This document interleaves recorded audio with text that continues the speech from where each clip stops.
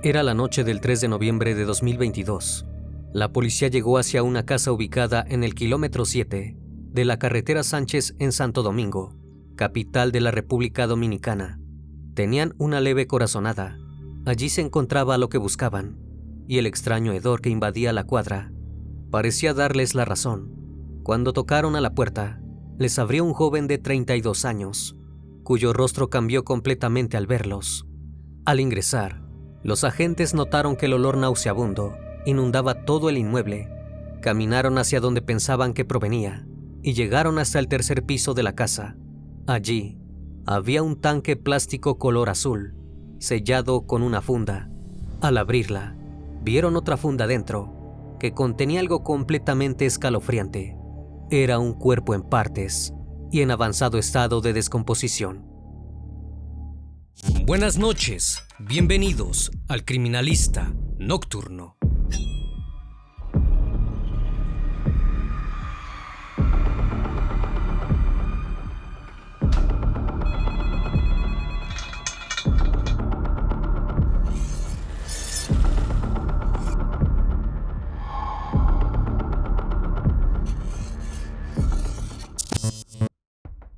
Antes de comenzar con el caso, les recuerdo que pueden escuchar los episodios en cualquier plataforma de streaming de audio de su preferencia. Puedes encontrarme como Criminalista Nocturno. Sígueme en todas mis redes sociales y no olvides que subo videos martes, viernes y domingo. Jesús Cuevas era el mayor de 4 hermanos y desde pequeño se caracterizó por ser una persona que se preocupaba por su familia. Era atento, amable y sumamente respetuoso. Luego de estudiar la carrera de Derecho en la Universidad Autónoma de Santo Domingo, comenzó a trabajar en una inmobiliaria. Rápidamente destacó entre el resto de los empleados por su gran vocación y compromiso. En sus tiempos libres, Jesús daba clases gratuitas de inglés a personas no videntes, ya que le encantaba ayudar a todo quien pudiera. De hecho, su objetivo a largo plazo era trabajar tanto como para ganar mucho dinero y que sus padres no tuvieran que preocuparse por nada. Pero en la misma empresa donde trabajaba, había otro sujeto completamente distinto a él. Su nombre era Francisco Javier García Quesada, aunque sus allegados le decían Anthony, y tenía 32 años, 2 más que Jesús.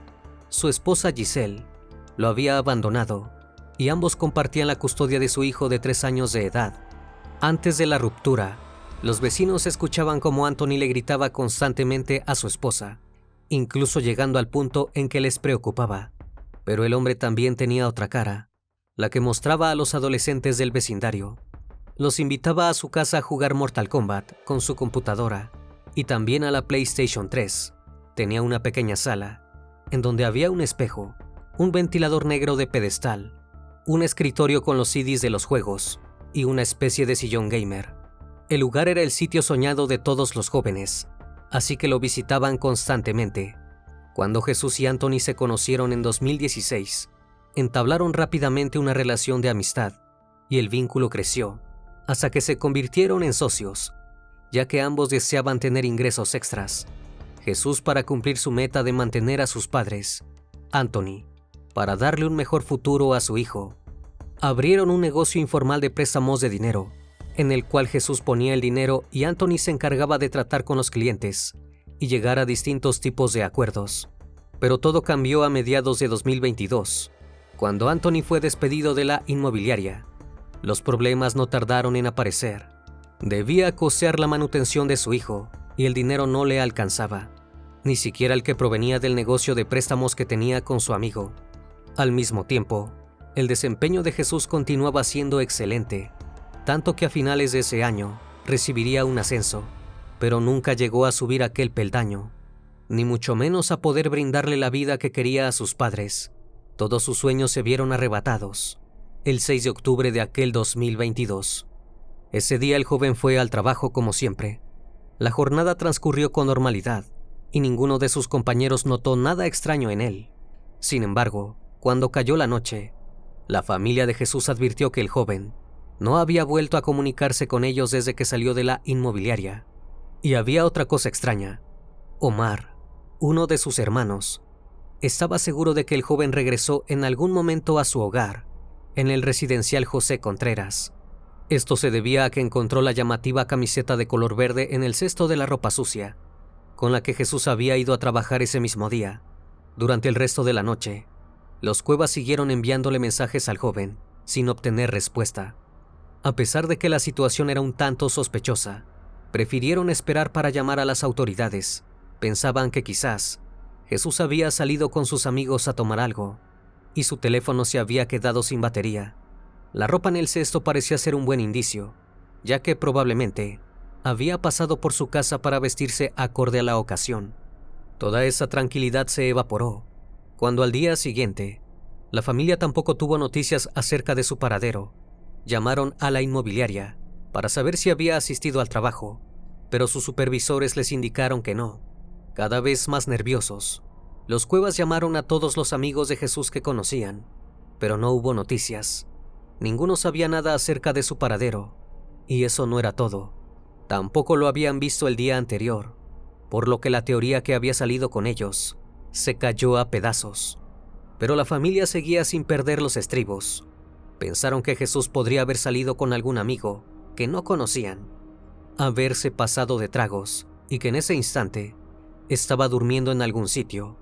Al caer la noche del viernes, los Cuevas se dieron cuenta de que la situación los había excedido y decidieron ir a la comisaría para poner una denuncia por desaparición. Rápidamente la policía se puso manos a la obra para encontrar al joven. Revisaron las cámaras de seguridad de la zona y hablaron con amigos y allegados de Jesús. No encontraron nada. Era como si el joven se hubiera esfumado de la tierra. El sábado por la mañana, mientras las autoridades continuaban rastreando las zonas aledañas a la casa de Jesús, sus hermanos imprimieron algunos volantes. Estos indicaban que el joven medía un poco más de 1,85, que pesaba alrededor de 72 kilogramos y que se le había visto por última vez en el área residencial. Durante los siguientes días, continuaron pegando los afiches en cada sitio que podían, pero Jesús seguía sin aparecer y el miedo comenzó a crecer. Ya no tenía que ver únicamente con la ausencia del joven, sino también con el gran número de desapariciones que presentaba el país en ese entonces.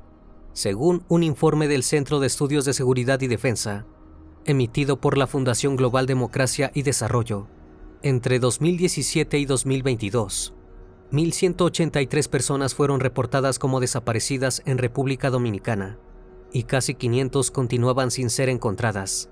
Como si esto fuera poco, ese mismo año ya había 372 desapariciones reportadas y menos de la mitad de las personas pudieron ser localizadas por la policía.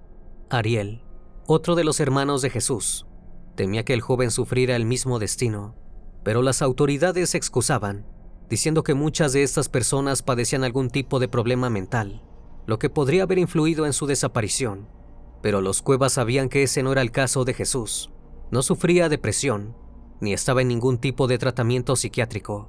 De hecho, siempre se comunicaba con ellos para avisarles dónde estaba, qué hacía y con quién. Era tan cauteloso que cuando iba a un sitio nuevo o de fiesta, le compartía a su hermano la ubicación. Lo mismo ocurría si viajaba en un taxi. Le enviaba a Ariel su ubicación en tiempo real. Finalmente, la policía consiguió una imagen de Jesús. Provenía de una cámara de vigilancia del multicentro La Sirena, ubicado en la avenida Winston Churchill. En la grabación, se podía ver cómo una compañera de su trabajo lo dejaba en ese lugar alrededor de las 6:30 de la tarde del jueves 6 de octubre, el día de su desaparición. Pero esta pista no los condujo a ningún lado, porque en el video, Jesús aún tenía puesta la prenda verde que luego dejó en su casa. Las semanas siguieron pasando, y el joven continuaba sin aparecer. Si bien diferentes personas llamaron para reportar avistamientos, todos estos resultaban falsos. Solo se trataba de sujetos muy parecidos a él.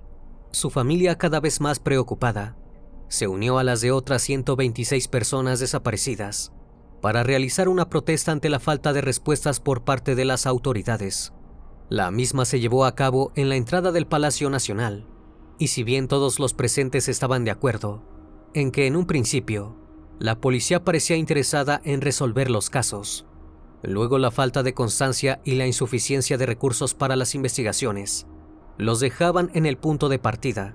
Paralelamente, en otro sitio de la ciudad, un grupo de personas comenzó a notar algo sospechoso. Los muchachos que iban a casa de Anthony para jugar videojuegos advirtieron que de una de las habitaciones salía un hedor extraño. Cuando intentaron ver de qué se trataba, descubrieron que aquella habitación estaba cerrada con llave. Increparon a Anthony al respecto, pero este solo respondió que había unos ratones muertos, sumado a la humedad que se encontraba en la estrecha casa.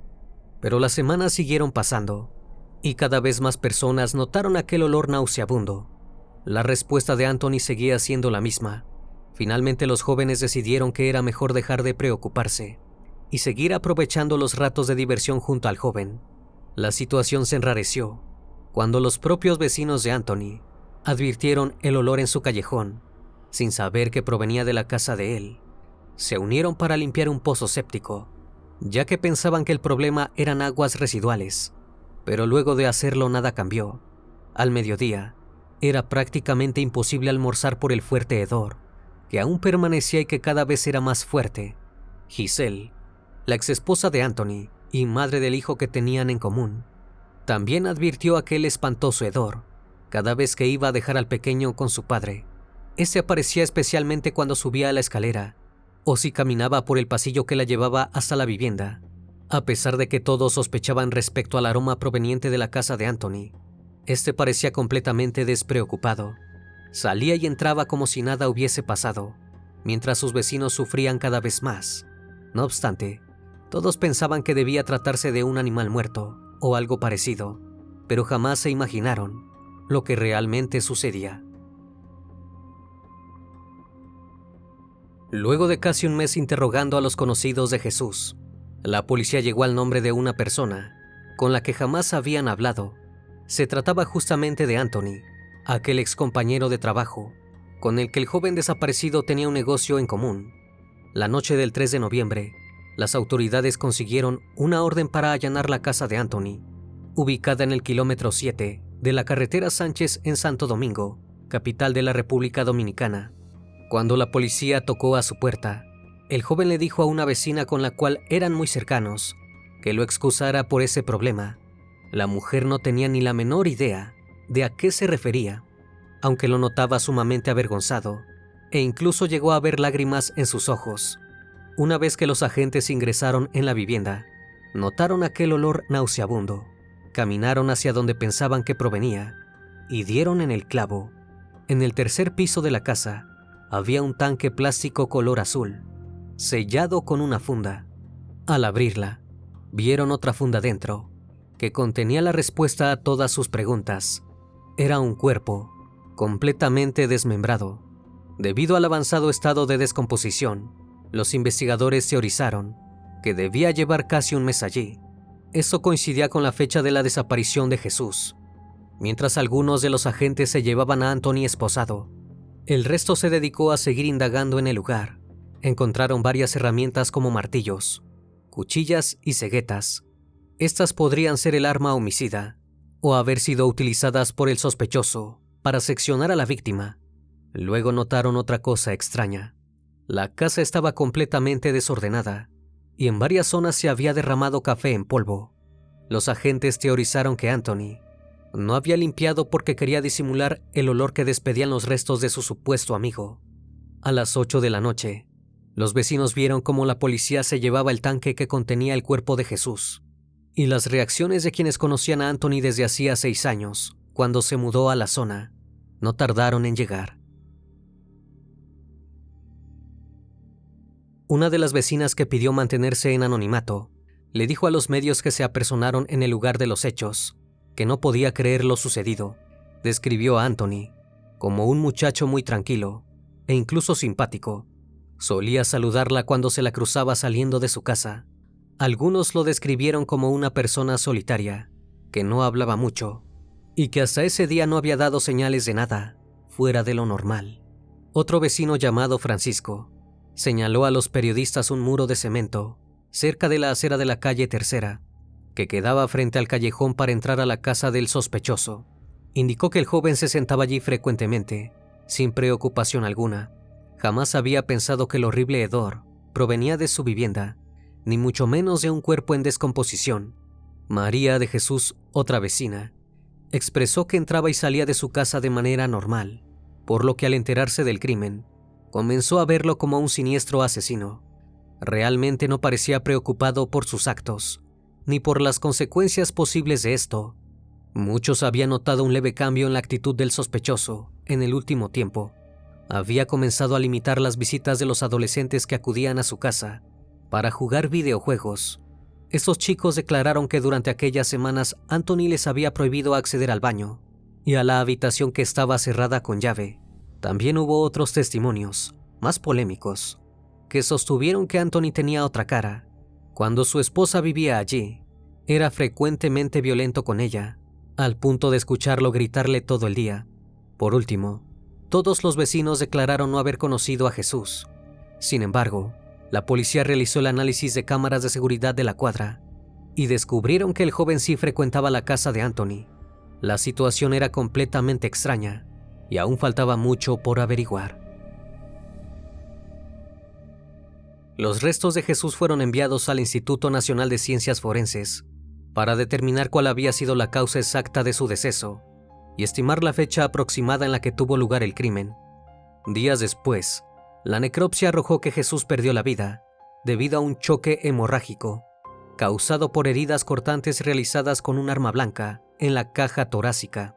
Con respecto a la reconstrucción del crimen, los especialistas llegaron a la conclusión de que la víctima había sido apuñalada por la espalda, probablemente mientras estaba sentada, y que después recibió 13 puñaladas más.